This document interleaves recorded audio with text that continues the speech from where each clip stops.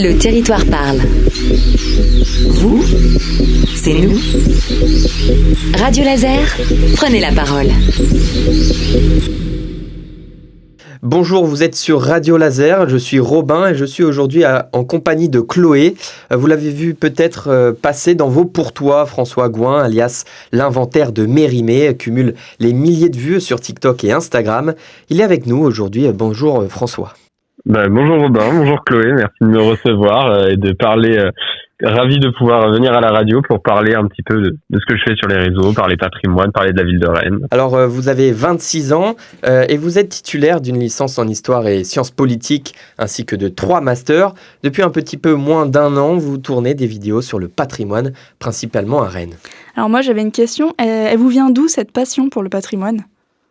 Depuis que je suis très jeune, au final, en fait, j'ai toujours baigné dans l'univers historique. Je me suis toujours évadé un petit peu du quotidien par justement l'histoire. Ça a commencé avec mes Lego, mes Playmobil, et puis j'ai la chance d'avoir grandi aussi à Brest et aux alentours de Brest, où en Bretagne il y a énormément de patrimoine. En fait, en Finistère, il y a beaucoup de patrimoine dans les campagnes, et j'ai des personnes dans ma famille qui se sont quand même y intéressées et qui m'ont amené découvrir certains sites historiques. En fait, il y a beaucoup de ruines aussi à côté de chez nous, parce qu'il y a beaucoup de monuments qui sont au final oubliés, et donc les campagnes finistériennes, campagnes bretonnes sont propices un peu à l'évasion et à la recherche, et donc les ruines en fait ont toujours fait partie de mon quotidien. Et donc au début j'étais plutôt dans la volonté de me diriger vers l'archéologie et vers l'histoire en général, et c'est assez récemment, depuis quelques années, que j'ai trouvé la spécialisation du patrimoine, qui au final est un domaine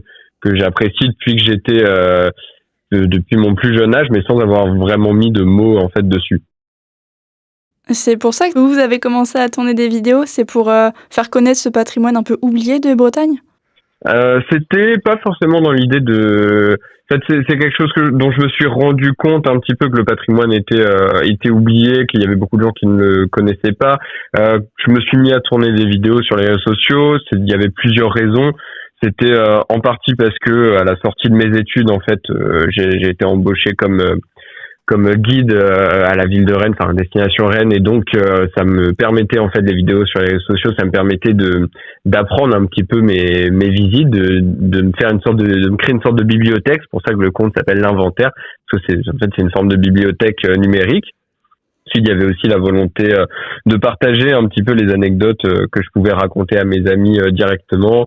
Il y avait la volonté aussi de créer un petit peu de réseau en Bretagne, un peu plus de visibilité, puisque j'ai pas fait mes études une partie de mes études n'a pas été faite en Bretagne. Donc pour moi, c'était important de relier avec le territoire quand j'ai pu rentrer. Et donc voilà, en fait l'idée c'était aussi de pouvoir continuer le travail de recherche et la création dont j'avais l'habitude quand j'étais en études, et de pouvoir partager ça avec les gens, de créer une communauté, de donner en fait aux gens sans forcément attendre un retour, mais puisque je pense qu'en fait l'accès au patrimoine, c'est pour tout le monde. L'accès à la culture doit être pour tout le monde, et que tout le monde a le droit d'en apprendre un petit peu plus sur le territoire qui est sur lequel il vit. Donc voilà, c'était l'intérêt, tout l'intérêt de créer un compte, de partager des informations et de fédérer des gens autour de ça. Et puis après, les personnes qui s'y intéressent, et ce que ça ne touche pas, ce n'est pas très grave. Et d'ailleurs, pour vous, ça vient d'où cet engouement ? Pourquoi ça marche aussi bien sur les réseaux ? Écoutez, c'est une bonne question. Je pense peut-être le côté nouveau, le fait que peut-être il y avait pas assez de gens qui parlaient de patrimoine, ou du moins qui l'amenaient d'une façon trop élitiste, alors que moi j'essaye toujours d'aller à l'essentiel, de donner les informations principales. Je pense qu'il y a le petit côté, il doit y avoir un côté jeune aussi qui plaît. C'est vrai que je sors possiblement des cadres institutionnels du patrimoine. Je suis toujours en habit de skate. J'ai une façon d'arriver sur les vidéos en faisant des petites figures, des choses comme ça. Voilà, je pense quelque chose de plus dynamique. Exactement. Il y a mon montage aussi. Le montage que je fais est plus dynamique. Je m'inspire un peu des montages du découpement des films d'action. Vous savez, c'est 2 plans par seconde, enfin où toutes les 2 secondes il y a un nouveau plan. Donc voilà, peut-être un côté plus dynamique, plus jeune, une nouvelle façon de voir le patrimoine, une façon plus populaire, je pense, de le voir, qui parle un petit peu à tout le monde. Et voilà, je pense que ça a participé à l'engouement qu'il y avait autour de moi. Peut-être une figure charismatique également, peut-être, on ne sait pas. Du coup, votre cible, c'est surtout les jeunes ou vous tapez aussi sur les quarantenaires, etc. Bon, c'est un petit peu tout le monde. Moi, j'avais pas forcément d'idée de tranche d'âge à viser. J'ai juste fait mes vidéos et vu à qui ça plaisait. Mais au final, ce que je me rends compte, c'est que je touche énormément les 18-35 ans. C'est la majorité de mes abonnés font partie de cette tranche d'âge. Mais il y a beaucoup d'engagement aussi de la part des plus de 35 ans, notamment quand je organise des visites guidées. Il y a des jeunes, il y a des 18-25 ans qui sont là, 18-35 ans également, mais il y a aussi des personnes qui sont plus âgées, qui m'ont découvert sur les réseaux, parce que voilà, sur les réseaux, il y a vraiment toute tranche d'âge, et donc il y a des personnes qui viennent me voir. Je reçois des messages notamment sur les réseaux sociaux d'adultes qui sont intéressés par le patrimoine, qui sont contents de voir des jeunes se mettre un petit peu dans ce domaine-là. Donc il y a vraiment de tout, et puis il y a aussi des jeunes, des mineurs en dessous de 18 ans que j'ai déjà pu croiser à Rennes, qui me disent que c'est bien ce que je fais, qu'ils ont appris pas mal de choses et tout ça. Donc voilà, il y a une cible majeure, mais ça s'adresse aussi des vidéos qui s'adressent à tout le monde. J'ai vu que vous avez fait des vidéos à Brest, à Lorient, à Rome, à Montpellier. Est-ce qu'il y a des villes que vous aimeriez traiter dans une vidéo ou alors des monuments ?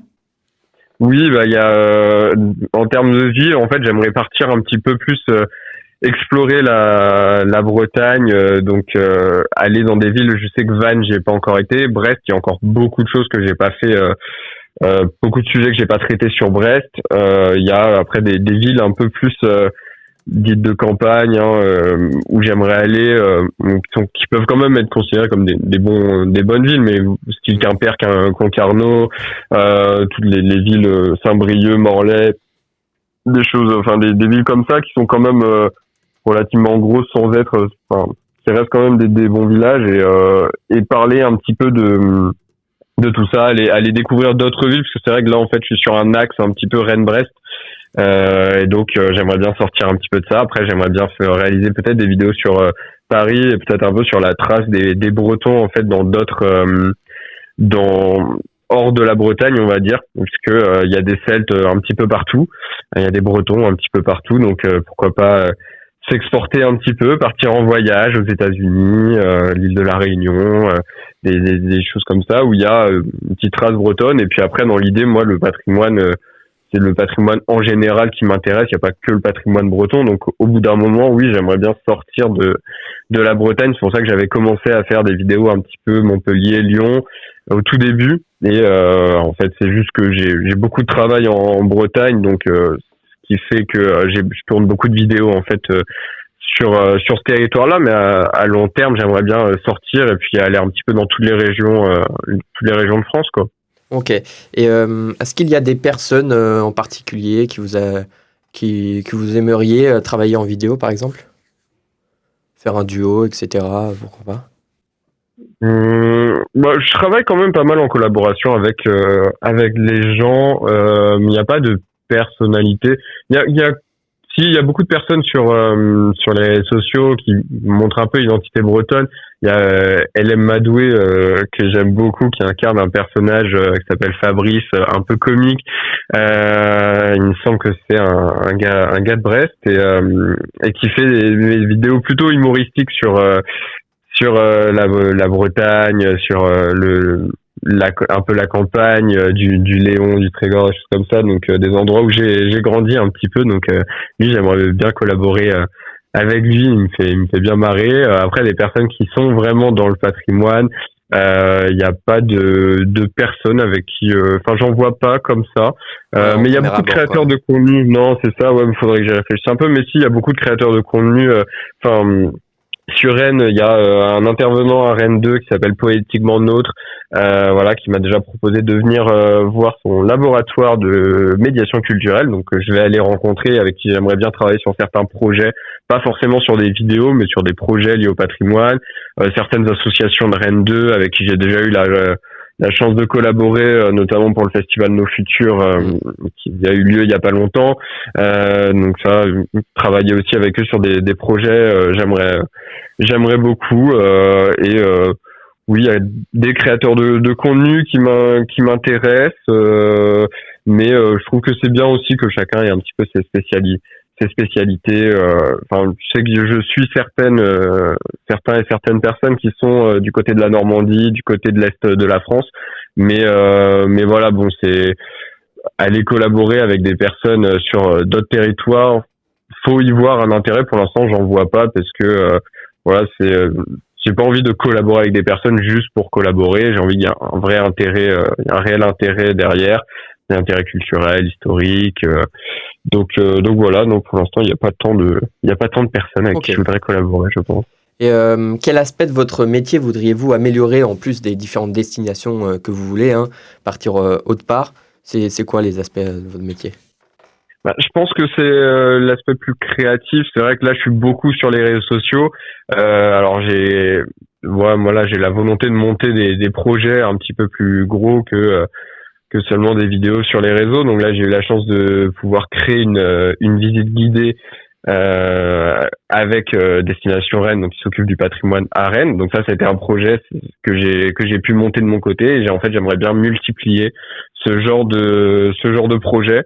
Voilà, faire monter des expositions par exemple, ou monter des nouveaux projets de valorisation du patrimoine, des choses un peu plus concrètes qui s'ancrent véritablement dans l'espace urbain, à la rencontre des habitants du territoire. Voilà, je pense que c'est cette partie-là que j'aimerais bien développer davantage, quoi. Est-ce qu'il y a un sujet, une personne en particulier qui vous a marqué plus que les autres? Écoutez, ça fait 1 an que je me suis lancé. J'ai rencontré pas mal de personnes quand même qui m'ont bien marqué. Bon, j'ai rencontré le président de la région Bretagne déjà, et ça a été un peu un choc, on va dire, puisque en fait, j'étais parti pour lui poser quelques questions. En fait, c'était une collaboration avec la région Bretagne dont on avait parlé, et je lui ai posé quelques questions. Et en fait, il a répondu hyper rapidement à toutes mes questions avec une prestance et un vocabulaire très précis et très pointilleux. Donc, c'était assez impressionnant puisqu'en 5 minutes, il avait balayé tout l'aspect, toutes les questions que j'avais et tout l'aspect organisation de la région Bretagne, comment participer, comment s'investir, des choses comme ça. Donc cette rencontre a été assez impressionnante. Après les personnes qui travaillent dans le domaine du patrimoine, je les connais pas mal. J'ai fait mes études là-dedans. Je pense qu'il y a plus de gens d'enseignants par exemple qui m'ont marqué pendant mes études d'histoire que depuis que je me suis lancé sur les réseaux sociaux, parce que j'ai pas non plus eu la chance de rencontrer 1 milliard de personnes. Mais après, je suis entouré au quotidien de personnes compétentes, inspirantes, des guides conférenciers qui sont super, des animateurs du patrimoine, voilà, des élus qui travaillent pour le développement de Rennes, pour le développement du territoire breton et tout ça.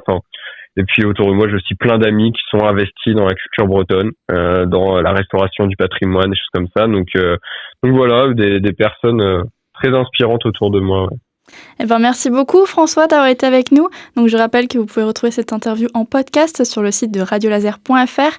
Vous pouvez retrouver François Gouin sur les réseaux sociaux sous le pseudonyme de l'inventaire de Mérimée si vous êtes curieux de découvrir plein de petites anecdotes sympas sur Rennes.